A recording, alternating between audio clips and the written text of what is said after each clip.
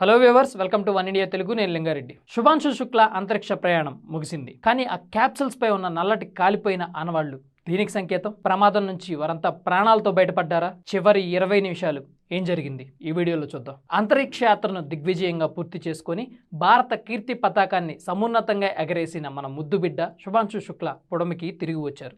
శుక్లాతో పాటు మరో ముగ్గురు వ్యోమగాములతో ఐఎస్ఎస్ నుంచి బయలుదేరిన crew dragon C213 grace capsule ఇవాళ అంటే జూలై 15 మధ్యాహ్నం 3 గంటలకు కాలిఫోర్నియా తీరంలో సురక్షితంగా ల్యాండ్ అయింది.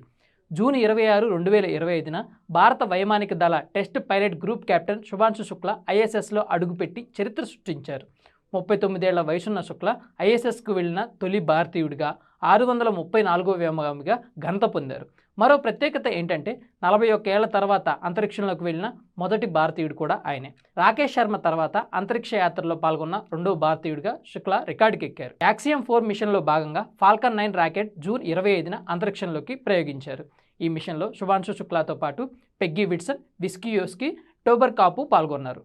భూమి చుట్టూ 28 గంటల ప్రయాణం తర్వాత వ్యోమగాములు బయలుదేరిన స్పేస్ క్రాఫ్ట్ ఐఎస్ఎస్కు డాక్ అయింది. అంతర్జాతీయ అంతరిక్ష కేంద్రంలో 18 రోజుల పాటు విస్తృత పరిశోధనలు జరిపిన అనంతరం నిన్న అంటే జూలై 14 సాయంత్రం 4 గంటల 45 నిమిషాలకు ఐఎస్ఎస్లో crew dragon C213 grace capsule undocking ప్రక్రియ నిర్వహించారు.